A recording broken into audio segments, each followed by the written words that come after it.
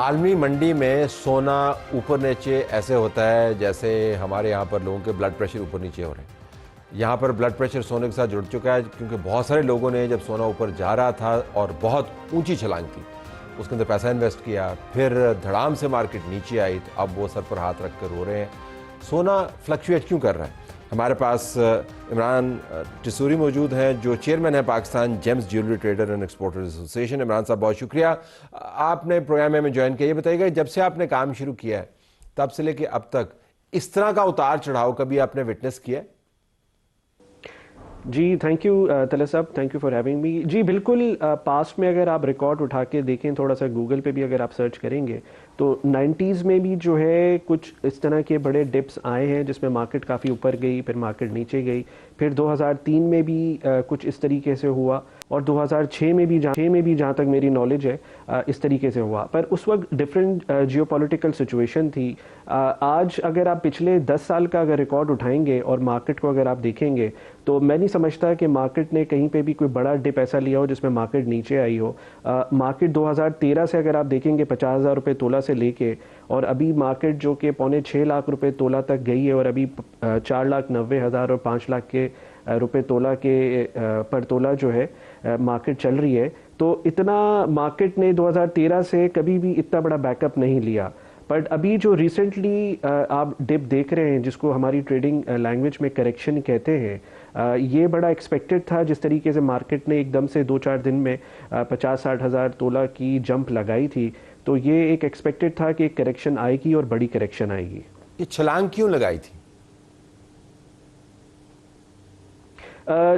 देखिए, जंप इसलिए लगा कि इस वक्त जो जियोपॉलिटिकल सिचुएशन आपके सामने है, मेनली इस वक्त जो रीसेंट जो सोर्स इसकी बनी वो ईरान और यूएसए की जो करंटली सिचुएशन डेवलप हो रही थी इस रीजन में, और रोज़ाना जो ट्रेडर्स के पास न्यूज़ आ रही थी कि इस खत्ते में अगर कोई ऐसी चीज़ होती है, उसलिए लोगों ने अपना करेंसी पे से जो है वो एतमाद हट जाता है, और लोग जो है वो गोल्ड में अपने आप को ज़्यादा जो है वो सिक्योर समझते हैं। तो गोल्ड की जो है इस वक्त डिमांड में एकदम से इजाफा आया। बट अभी जो करेक्शन आई उसमें मेन रीज़न जो मैं समझता हूँ, जो ट्रेडर्स थे, जो बड़े ट्रेडर्स थे, उन्होंने अपना प्रॉफिट जो है वो बुक किया है, और उन्होंने बुक किया है मार्केट में, गोल्ड को सेल आउट किया है, जिसकी वजह से जो है मार्केट में जो है वो क्रैश हुई है। इन्वेस्टर छोटा जो है, उसकी ख्वाहिश है, लालच है, जो भी है, उसने पैसा बनाना था, इन्वेस्ट किया, पैसा बनाया, जब धड़ाम से गिरी है मार्केट तो नुकसान तो बहुत हुआ होगा छोटे इन्वेस्टर का। जी बिल्कुल, देखिए नुकसान तो अगर आप स्टॉक में भी लोग छोटा इन्वेस्टर हो, बड़ा इन्वेस्टर हो, वो तो बिल्कुल लोगों ने प्रॉफिट भी कमाया पिछले 5-6 महीनों से, जब से मार्केट में काफ़ी उतार चढ़ाव चल रहा है। इसी तरीके से जो है वो लोगों ने जिन्होंने इतनी बड़ी प्ले जिसने किया तो उसने लॉस भी बिल्कुल किया है। तो ये तो बिज़नेस का रूल है। मशवरा क्या देंगे आप आने वाले दिनों में लोगों को कि वो मार्केट नीचे आई है, आपने करेक्शन का लफ्ज़ इस्तेमाल किया, प्रॉफिट टेकिंग भी हुई, आने वाले दिनों में आप ट्रेंड्स को कैसे देखते हैं? फ्लक्चुएट होता रहेगा, स्टेबल रहेगा? देखिए, मेरे पर्सनल ओपिनियन में it all depend on the geopolitical situation, क्या हालात रहते हैं इस खित्ते में। मेनली मैं जो समझता हूँ इस वक्त ईरान और यूएसए की जो अभी टेंशन, मुझे ऐसा लग रहा है कुछ सेटल्ड है, कुछ डायलॉग्स पे अगर बात चली जाती है, मामलात वहाँ पे ठहर जाते हैं और कोई चीज़ आगे नहीं बढ़ती, तो मुझे लगता है कि गोल्ड जो है वो 4.5 और 5 लाख के दरमियान पर तोला के हिसाब से रहेगा, और $4,500 पर आउंस और $5,000 पर आउंस के दरमियान में अभी फ़िलहाल मार्केट प्ले करेगी। और अगर कोई नेगेटिव इम्पैक्ट आता है इस चीज़ के ऊपर, तो definitely gold will shoot up, और जिस तरीके से अभी हमने पिछले के उसने एक बड़ी जंप लगाई, तो ये वापस भी इस तरह की जंप लग सकती है, जिसमें मार्केट जो है पाकिस्तान में 6 लाख रुपए पर तोला के हिसाब से मार्केट जाके टच कर सके। एक मसला ये भी है कि रियासतें और हुकूमतें भी तो गोल्ड बहुत ख़रीद रही हैं इन हालात की वजह से।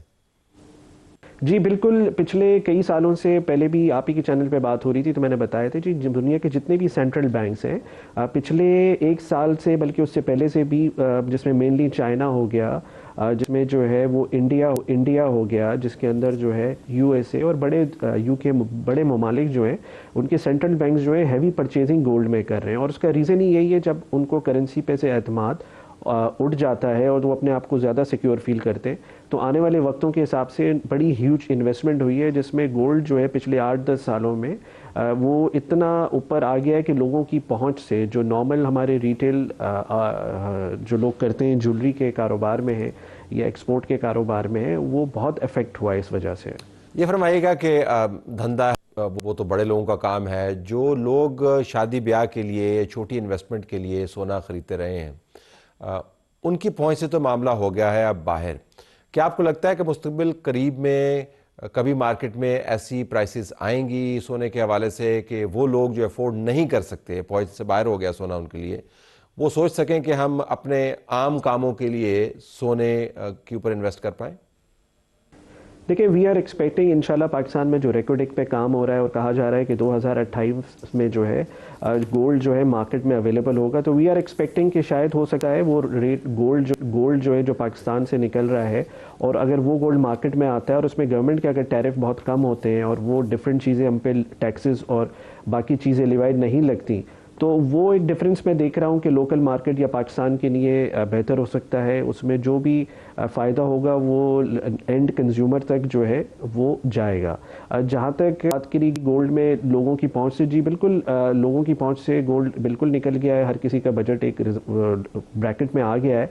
बट इससे लोगों ने as a investor in the bullion इसमें पैसे बनाए भी हैं और लोकल कंज्यूमर ने इसमें गंवाए भी हैं, पैसे बनाए भी हैं और गंवाए भी है। बहुत शुक्रिया नाज़रीन, सोने की सूरत हाल आपके सामने हमने रखी।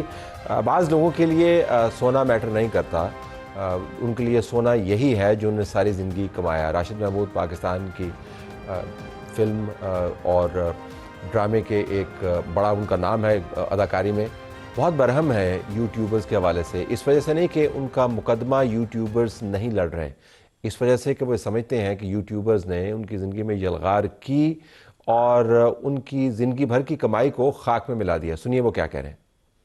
मैं एक गुजारिश बड़े दुखे दिल से आप सबसे कर रहा हूँ। मैं मीडिया के तमाम उन अहबाब से जो यूट्यूबर्स हैं जिन्होंने अपने अपने ये चैनल बनाए हुए, प्लीज मेरे पास कोई नहीं आए, मुझे कोई इंटरव्यू की जरूरत नहीं है, ना आपकी मदद की जरूरत है। आप अपने गिमिक्स में अपनी व्यूअरशिप के लिए मुझे ऐसे पोर्ट्रे कर रहे हो, गुफ्तगू कुछ करके जाते हो, बना के हेडिंग में कुछ और लिख देते हो। आपने मुझे सारी जिंदगी की मेरी डिग्निटी जो वकार है उसमें ऐसे मुझे उसमें स्टेब्लिश कर रहे जैसे मैं बिल्कुल फकीर और वो मैं पता नहीं क्या। मैंने तो कुछ भी नहीं, वो कहा ही नहीं होता जो आप अपनी मर्जी से उसमें टैग लगा लगा के बना देते हो।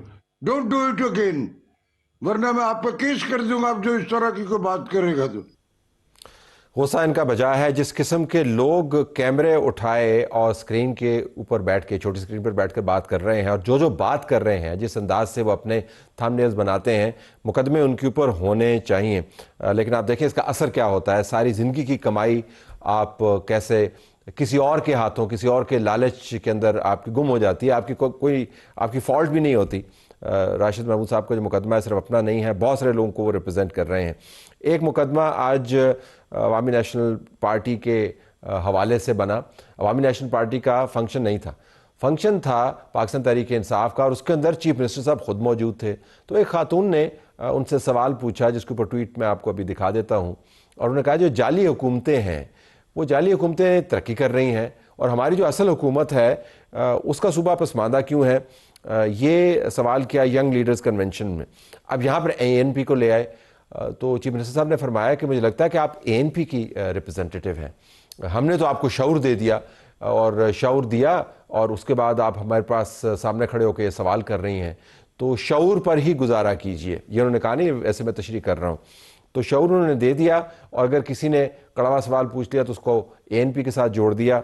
ये रवैये हैं। शऊर से लोगों के पेट नहीं भरते, शऊर से दहशतगर्दी का खात्मा नहीं होता। और ये जो शऊर की रट लगाई हुई है, अगर शऊर का भी तज्जिया शुरू हो गया तो आपको पता चलेगा कि शऊर असल में कितना बेशऊर है, किस किस्म की बातें होती हैं, किस किस्म की ज़ुबान इस्तेमाल होती है। लेकिन फ़िलहाल तो खैबर पख्तूनख्वा के PTI के जो वोटर्स हैं उनको शऊर पर ही गुजारा करना होगा।